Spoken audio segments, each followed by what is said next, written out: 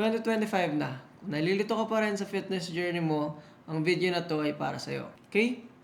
So, meron tayong matrix dito. Meron tayong low fat, high fat, low muscle, high muscle. Ngayon, meron tayong mga body types. Okay? Sa low fat, low muscle body types, meron tayong skin and bones, skinny, lean, and then skinny fat. Okay? Sa low muscle, high fat, meron tayong soft, masculinely fat, femininely fat, out of shape. Meron din tayo ditong high fat, high muscles, which is yung thick curvy, big, works out. Meron din tayo ditong high muscle, low fat, which is yung toned, shredded bodybuilder. Okay? Ngayon, kailangan mo naman natin malaman kung anong body type ang meron ka. So, for example, skinny yung body type mo, tapos gusto mo maging big. Ang direction niyan is paangat. Okay? Ngayon, kapares yan. Yan yung increase calories, decrease volume, and increase volume. And sa gitna, maintain calories yan. So, kung skinny to big, yung direction na gusto natin, kailangan natin mag-increase ng calories, tapos mag-increase ng volume. Yun ang kailangan natin gawin. Okay? Let's say, out of shape yung body type mo. Okay? Gusto natin maging toned. Ang direction natin is pababa. Ngayon, kailangan natin gawin para ma-reach yung goal natin. So, out of shape to toned is to decrease our calories and increase our volume. Okay? Ngayon, explain ko muna sa'yo bakit lahat ng diet gumagana. Kasi may mga kakilala ko na, keto, gumana sa akin. Half rice lang ginawa ko, bumaba timbang ko. Intermittent fasting yung ginawa ko. Yun, explain ko sa iyo lahat yun. Explain ko sa inyo why all diets work. Essentially, meron tayong protein, fat, and carbs na kinakain. Now, ito. Balanced diet, kumakain ka ng protein, fat, and carbs. Tinanggal mo yung carbs mo. Ito yung diet mo. Nag-eliminate ka ng calories. Bababa at bababa timbang mo. Gumana yung diet. Sa low fat, kaya gumagana low fat kasi meron kang protein, fat, carbs. Tinanggal mo yung fat. Nag-eliminate ka ng calories, bumaba timbang mo. Okay? Sa portion control, kumakain ka pa rin ng protein, ng fat, ng carbs, pero kalahati lang. Half serving. Ganyan. So, nag-eliminate ka ng calories, bumaba timbang mo, gumana ang diet. Intermittent fasting. Meron kang 3 meals, tapos, let's say, tinanggal natin ang breakfast, dalawa na lang sila. Nag-eliminate ka ng calories, at bumaba ang timbang mo. Okay? Lahat ng yan, gumagana kasi nag-eliminate ka ng calories. Ngayon, meron din nagsabi sa akin na ginawa ko yung diet na to, pero hindi naman gumana. Bakit kaya? Okay. Sabihin ko naman sa'yo, bakit yung diet hindi gumana. Okay? Right way. Keto ito. Keto. So, right way ng keto, meron tayong protein, fat, carbs. Tinanggal natin yung carbs. Okay? Protein and fat na lang kinain natin. Nag-eliminate tayo ng calories. Bumaba timbang natin. Gumana ang diet. Yung wrong way is meron pa rin tayong protein, fat, carbs. Tinanggal natin ng carbs. Pero, sumobra tayo sa kain. Let's say, for example, kumain ka ng buttered shrimp. So, tumaas yung protein, tumaas yung fat mo. Yung in-eliminate mong calories ay nabawi mo din. Either nag-maintain ka ng weight or nag-gain ka ng weight. Kaya hindi gumana yung diet. Ngayon, alam nyo na yon, tuturo ko naman sa inyo yung tatlong kailangan mo lang malaman pagdating sa pagiging fit overall. Okay? Kailangan mo lang malaman yung tatlong to. Yan yung calories natin, gaano kadami, protein, ilan ba, volume, gaano karami. Okay? Simulan na natin. Calories. Ngayon, visual lang to, okay? Maraming ways of calculating your daily calories. This is just a general overview. So, calories. Meron tayo 7 to 21, extreme weight loss, maintenance, weight gain, extreme weight gain. Okay? Ngayon, pili ka lang ng isa dyan kung ano man yung gusto mong gawin. Pwedeng increase or decrease. Ngayon, let's say for example, 200 pounds ka. Ang extreme weight gain mo, kung 200 pounds ka, is 4,000. Sa 20 natin i-multiply. Ngayon, kung maintenance mo, kunin natin sa 15, yan ay 3,000. This is for 200 pounds na body weight. Okay? Ngayon, for example, weight loss. 10 yung pinili natin. 200 times 10 is equals to 2,000. Ngayon, pili ka na ng isa dyan, whether increase or decrease. Tapos, kung nababaga ka sa weight loss dito, baba mo. Kung nababaga ka sa weight gain mo, taasan mo. Ganun lang kasimple. Ngayon, note, there is no end, so there is no rush. Okay? Pwedeng pumili ka lang ng 12, 11, 10. Wala namang rush to. Pero, yan ang calories. Sunod naman is protein. Ngayon, protein. To get protein, you need to multiply your body weight times 1, and that is your daily protein. Okay? Ngayon, what is 100 grams of protein? Ang 100 grams of protein is 16 ounce or 1 pound ng kahit anong lean meat. Yan ang 100 grams of protein.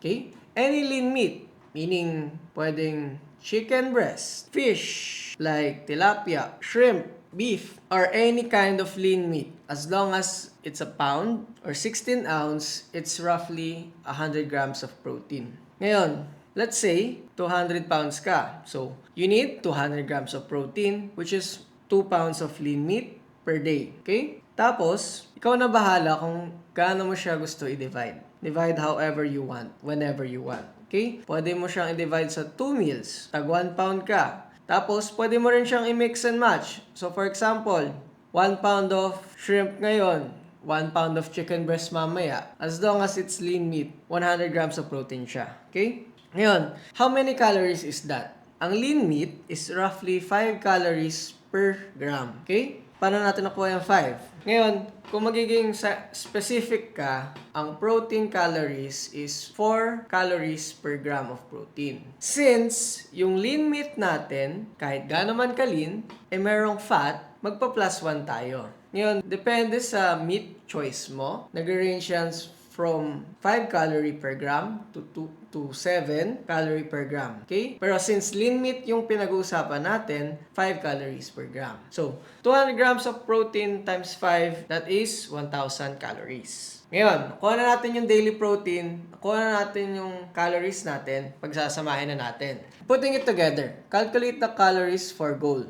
Okay? So, example natin, 200 pounds times 10, that is 2,000 calories. Ngayon, calculate natin yung protein for body weight, which is 200 pounds times 1 is equal to 200 grams of protein. And 200 grams of protein is 2 pounds of any lean meat. Okay? Ngayon, step 3. Calculate natin yung calories from their protein. So, kung 200 grams times 5, yan ay 1,000 calories. Subtract natin yung total protein calories from our daily total. For this example, 2,000 daily total natin. Minus yung protein calories natin, which is 1,000 calories. And then we are left with 1,000 calories na kahit anong gusto natin kainin. Mapa-ice cream man yan, rice, anything. As long as 1,000 calories lang ang kakainin natin, nasa weight loss tayo, ay ma-reach mo pa rin ang fitness goal mo. Pero mapapansin mo na yung whole food, mas filling ang whole food compared sa junk food.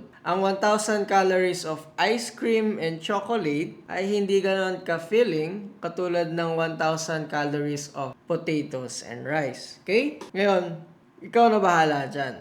Try to eat the same food so you don't have to think about it.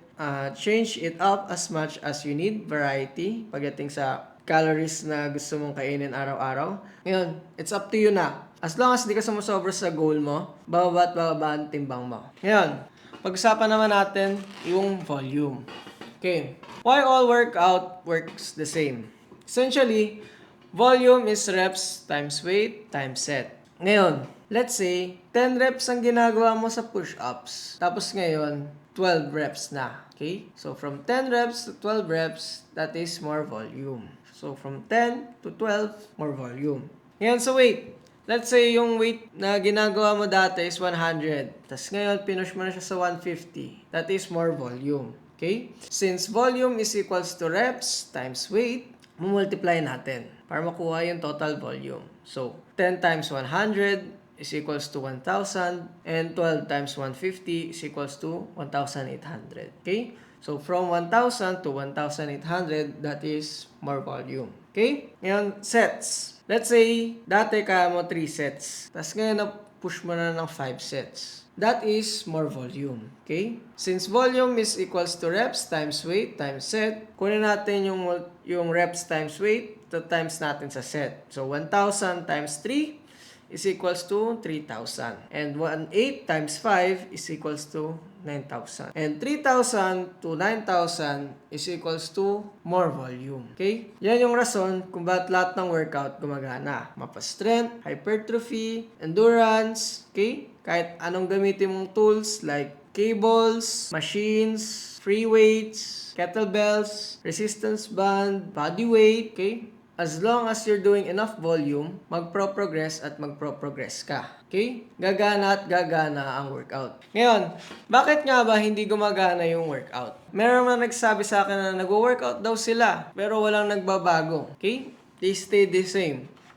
Ngayon, explain ko naman sa inyo bakit yung workout di gumana. Why the workout didn't work? Essentially, same pa rin yan. Volume is equals to reps times weight times set. Ayan, ito na. Ba't hindi gumana ang workout? Ito na yung kaya mong gawin. Tapos, ito pa rin yung ginagawa mo. Let's say push up. Kaya mo nang gawing 10 reps. Pero 8 reps pa rin yung ginagawa mo. So, from 10 reps to 8 reps, less volume. Ngayon, sa weight. Let's say 100 yung weight na kaya mo nang gawin. Pero 50 yung binubuhat mong weight. Okay? So, from 100 to 50, that is less volume. And of course, volume is equals to reps times weight times set. So, 10 reps times 100 is equals to 1,000.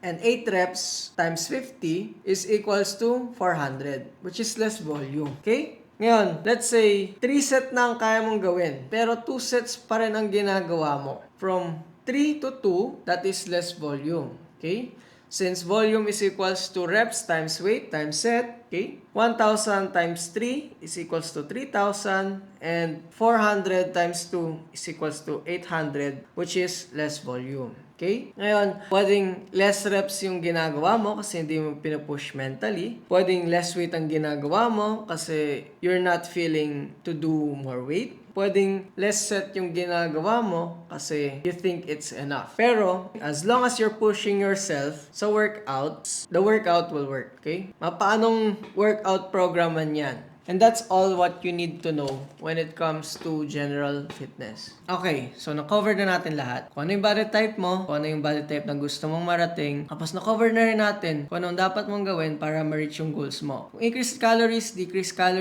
increase volume o decrease volume. Tapos, sabi ko na rin sa'yo kung bakit lahat ng diet gumagana, kung bakit hindi gumagana ang diet, and kung bakit lahat ng workout gumagana, tapos bakit hindi gumana ang workout. Hopefully, with this, nagets mo na kung ano yung gagawin mo pagdating sa fitness journey mo. Kung may mga katanungan ka pa dyan or gusto ng clarifications, ask down sa comment section at gagawa ko ng separate video para sa'yo. That's it for me and good night. Good luck sa fitness journey.